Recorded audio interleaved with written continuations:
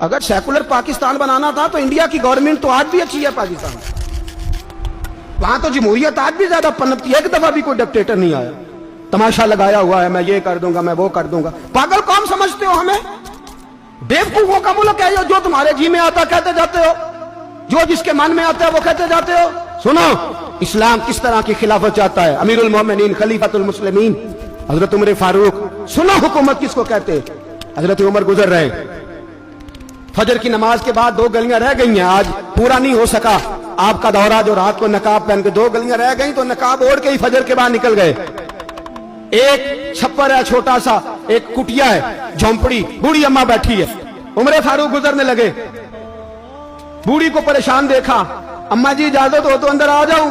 बूढ़ी कहने लगी चल दौड़ जा, अपना काम कर, क्यों इजाजत दूं? तेरी मेहरबानी अम्मा, आने दो। क्या दौड़ जा? तेरी मेहरबानी अम्मा, गुजारिश है, चलो आ जाओ। हज़रत उमर फारूक फरमाया करते थे, मैंने उस औरत से आईन सीखा है, आईन, मैंने उससे कानून सीखा है, उस बुरी औरत से। अंदर आ गए उमर फारूक, अम्मा क्या परेशानी है, क्या बात?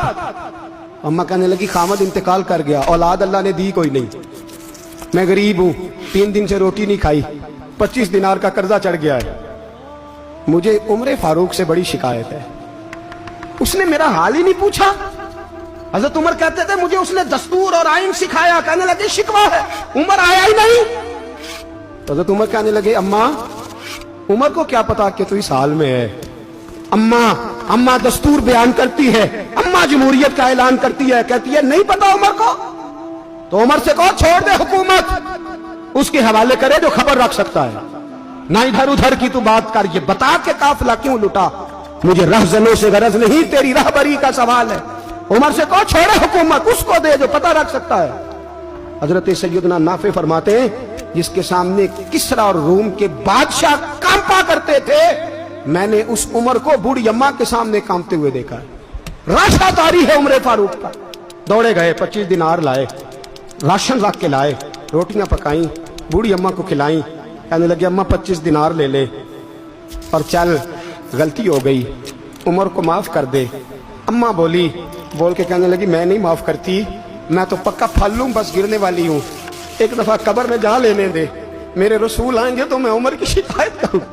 फरमाया मैं शिकायत करूंगी महबूब पाक से और अर्ज करूंगी हुजूर इसे पूछ, इसको निगरान बनाया गया, इसने मुझ बेवा और लबारस की खबर ही नहीं ली।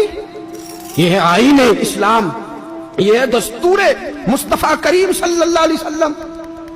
यहां कितने गरीब भूखे सोते, कितनों के बच्चे रोज अगवा होते, कितनी मुसीबतें। गवर्नमेंट कहती है कुछ भी नहीं, कुछ भी नहीं, कुछ भी नहीं, अफवाह ही है, अफवाह ही है।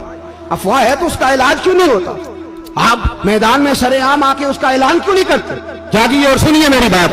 हजरत सैयदना फारूक आजम ने 25 दिनार दिए, फिर उस अम्मा को खाना दिया। कोई बरादरी नहीं इस अम्मा की, कोई वोट बैंक नहीं, कोई ये अम्मा किसी बड़ी बरादरी की नहीं जिसका 2 लाख वोट हो। अमीरुल मोमिनीन होके उमर फारूक अम्मा के कदमों में बैठ गए।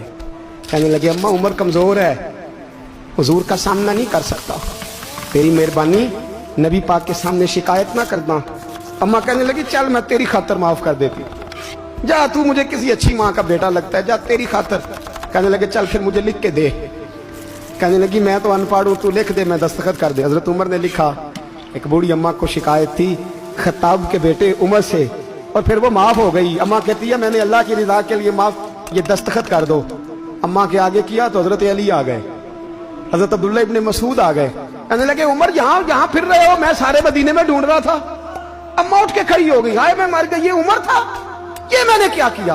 हजरत उमर कहने लगे अम्मा ना, अपने वादे पे कायम रह, तूने जो कहा था उस पे कायम रह, हमें तो बताया गया था ये वाला निजाम पाकिस्तान में आएगा, ये कहा था कायदे आजम ने, ये रंग मिलेगा तुम्हें। कहा माँ तू वादे पे कायम रह, लिख के दे। लिखा, अम्मा ने साइन किए। फिर हजरत अली से कहने लगे बतौर गवाह आप भी साइन कर दो। फिर अब्दुल्ला इब्ने मसूद से कहने लगे आप भी साइन कर दो। साइन हो गए तो जनाब उमर ने रुका लपेटा। हजरत अली को कहने लगे अली तू मेरा दोस्त है, मेरी सुबहों और शामों से वाकिफ है, अली तू मेरा राजदार है यार, मुझे यकीन है कि मैं तुझसे पहले मर जाऊंगा, जब उमर का इंतकाल हो जाए तो ये रुका मेरे कफन में रख देना, रखना मेरे कफन में। अली कहने लगे फिर क्या होगा? پر میں جب نبی پاک میری قبر میں آ کے پوچھیں گے نا بتا تو حکمران تھا کیا کر کے آیا ہے, تو فرمایا میں رکا نکال کے عرض کروں گا سونے ایک اماں ناراض تھی میں اسے بھی راضی کر کے آیا.